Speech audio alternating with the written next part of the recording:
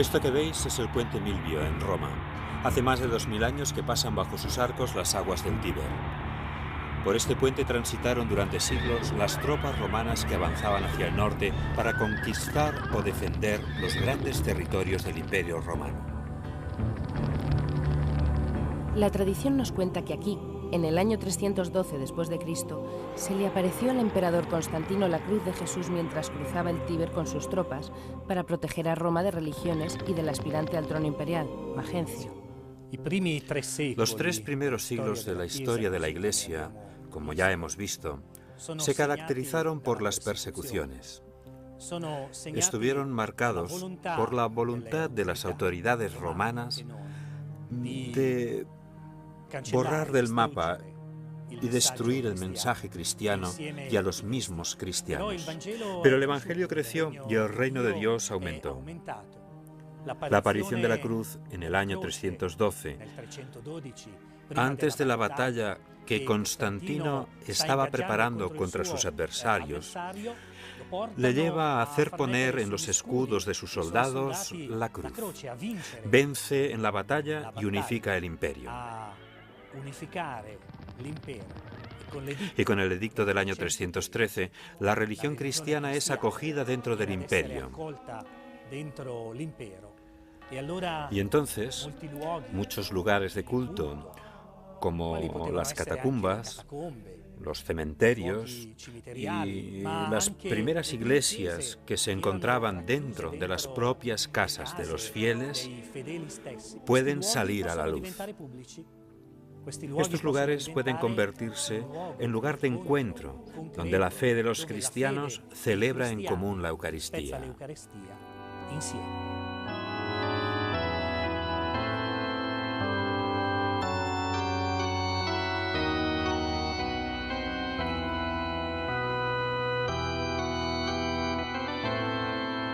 Las consecuencias del Edicto de Milán del año 313 son numerosas y, sobre todo, tienen efectos notables en todo el Imperio Romano. En primer lugar, en el Imperio de Occidente, gobernado por Constantino. Y unos años después, también en el de Oriente, gobernado por Licinio. En el mapa podemos observar la división del Imperio Romano. Pero para entender bien las consecuencias del Edicto de Milán, nos situamos ante el Panteón, que para los romanos era el templo de todas las religiones, con un joven investigador de la Iglesia Católica. Las consecuencias del Edicto de Milán del año 313 son 4. 1. La equiparación del culto cristiano con la religión del Estado de Roma. 2. La libertad de culto para los cristianos. 3. La restitución de bienes y propiedades confiscadas con anterioridad a los cristianos, incluidos cementerios e iglesias. 4. La designación del domingo como día de fiesta oficial.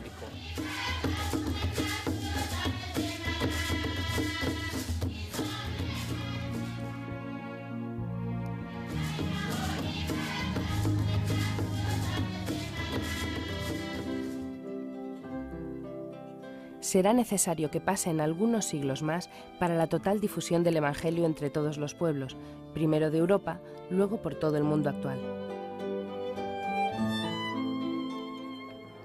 Unos años después del edicto, en el año 324, Constantino vence al emperador de Oriente, Licinio, y se convierte en señor absoluto del que depende todo el imperio. Y aunque sigamos recordando a los mártires y las catacumbas, desde ese momento la Iglesia puede manifestarse abiertamente por primera vez.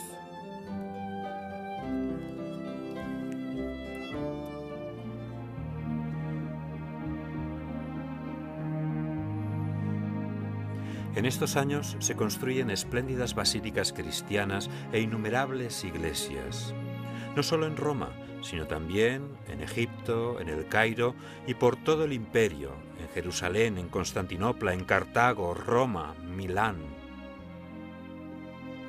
Se abandonan muchos cultos de la tradición pagana y el mismo Constantino, emperador y jefe supremo de la religión tradicional romana, rechaza su celebración.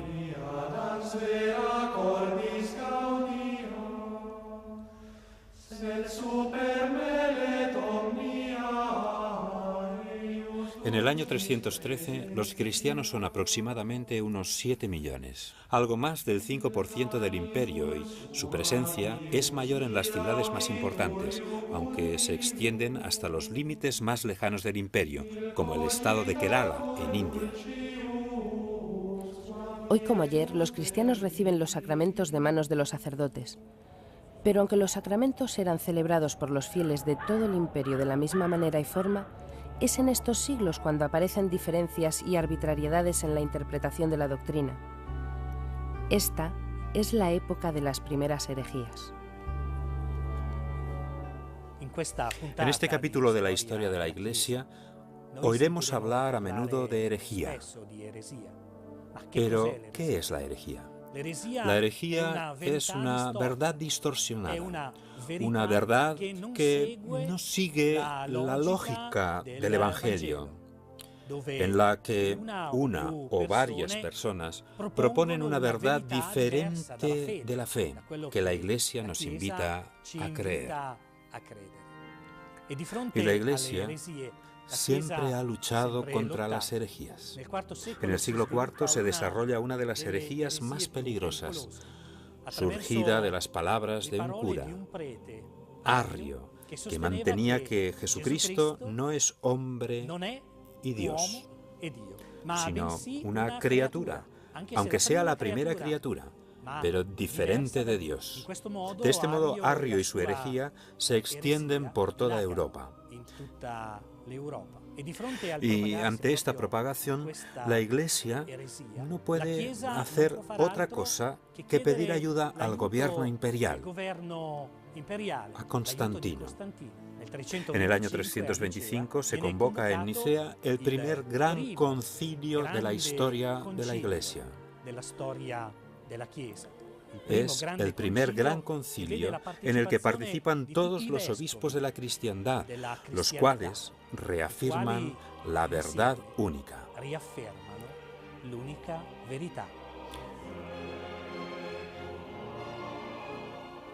Aún hoy podemos encontrarnos con este documento.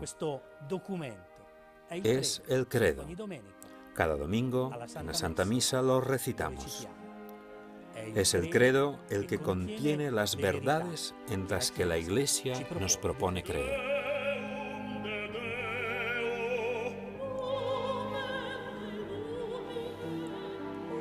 Y si en esta época la Iglesia debe enfrentarse al problema de las herejías, en el desierto entre Egipto y Siria hay personas que se retiran para vivir una vida completamente aislada buscando a Dios. En estos desiertos nacen las primeras formas de monacato, las que de alguna manera, aunque en diferente medida, podemos ver en este convento de cartujos que aquí, en Serra San Bruno, pasan sus días y sus noches como los primeros ermitaños que vivían en el desierto. En efecto, a partir de finales del siglo III, algunos católicos comprenden que para ellos, seguir hasta el final el mandato del Evangelio que dice: si quieres ser perfecto, ve, vende todo lo que tienes, entrégalo a los pobres y tendrás un tesoro en el cielo. Luego ven y sígueme. Significa dejar el trabajo, carrera, seguridad económica, abandonar a la familia para retirarse a vivir en la más absoluta soledad. Esta vida ejemplar, que tiene como punto de partida a los antiguos anacoretas, se desarrolla en un principio en 4 regiones de Oriente, para luego proseguir su desarrollo fundamental en Occidente, con la fundación de las grandes órdenes religiosas monásticas que aún hoy en día enseñan a vivir con el trabajo y la oración, siguiendo en todo y para todo las enseñanzas de Jesús. Los cartujos son monjes que siguen el ejemplo de San Bruno. Nuestro fundador vivió hace más de 9 siglos. Comenzó su experiencia monástica en Francia, para luego acabar sus días aquí, en Serra San Bruno, donde estamos nosotros. Se pensaba que había creado una nueva forma de vida monástica totalmente original. En realidad, se inspiró en la vida de los primeros monjes, aquellos que vivieron en Egipto alrededor del siglo III. Es una vida casi de eremita, de ermitaños. La vida de ermitaño es cuando se vive totalmente solo. Y luego está la vida del cenobio, cuando los monjes viven en comunidad. La vida de San Bruno y nuestra vida actual son casi eremitas, una mezcla de vida solitaria y vida solidaria. Y esta era también la experiencia de los primeros monjes, porque eran muy pocos los que vivían completamente solos. En realidad vivían juntos, es decir, había siempre un maestro, un Abba, como decían ellos, un padre con sus discípulos.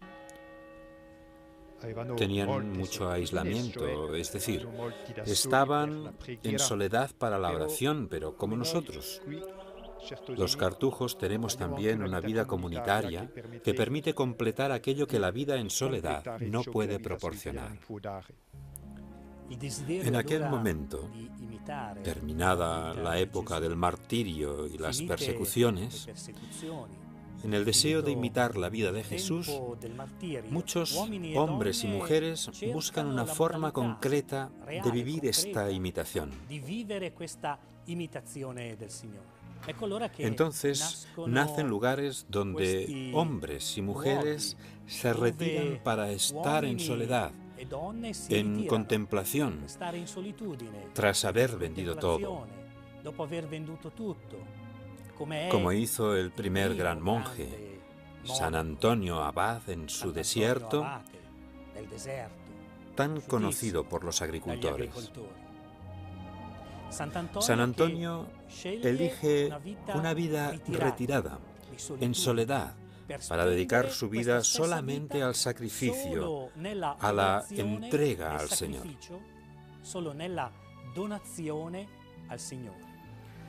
Pero tras él hay una multitud de solitarios o de personas que viven una vida comunitaria como la pensó, en su genialidad cristiana, San Pacomio.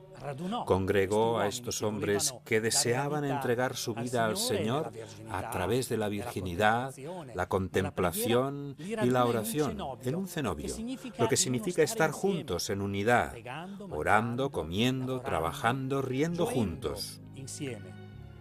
Pero no se detuvo aquí. Recorrió los caminos del mundo llegando hasta Occidente.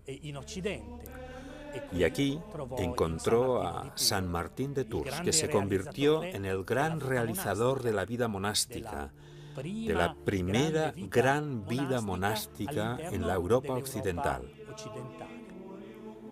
De San Martín recordamos todos su generosidad al partir en dos el manto para dárselo a los pobres. Así pues, soledad, contemplación, vida en Jesús, pero también entrega a los pobres. Si observamos con atención uno de los muchos conventos actuales, nos daremos cuenta de que, efectivamente, la vida de estas comunidades femeninas o masculinas no difiere mucho de los antiguos cenobios que fundara San Pacomio en Egipto. Igual que entonces, rezan juntos entonando himnos a Dios como los que escuchamos ahora.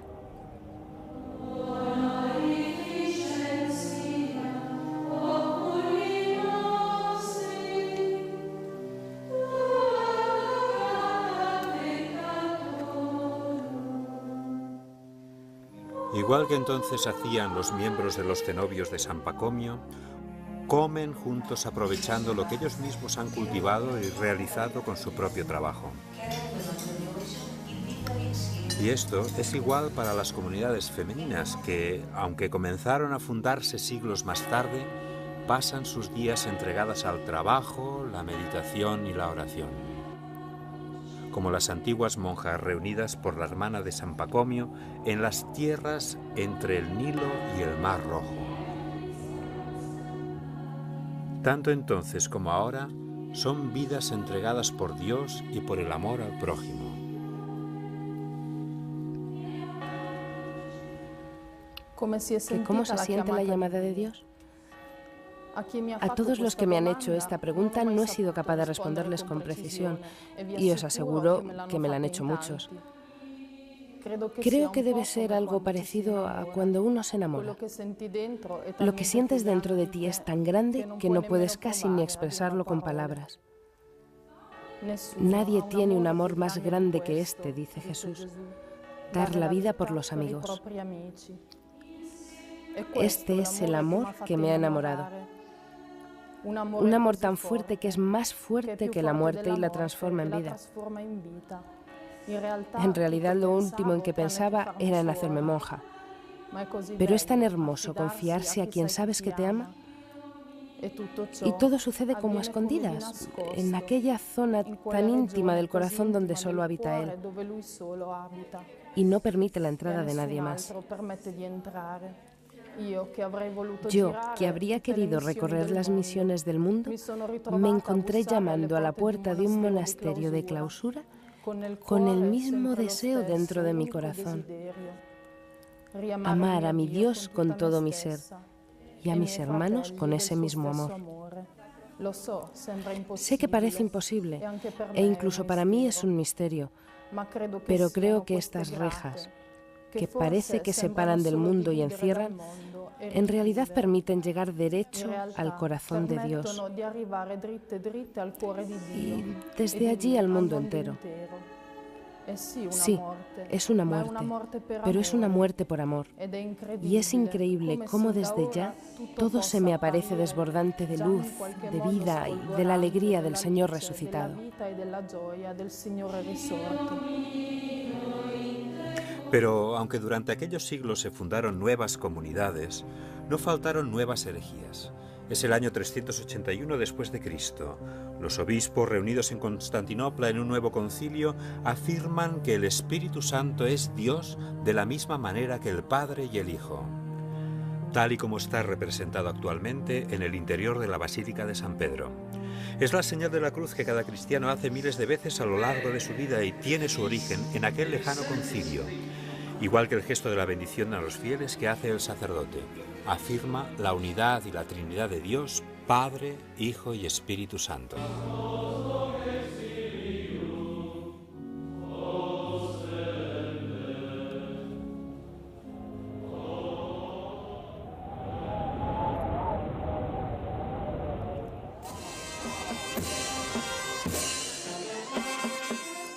Por su parte, las procesiones que por todo el mundo siguen a las imágenes de la Madre de Dios nos recuerdan el dogma del Concilio de Éfeso del año 431.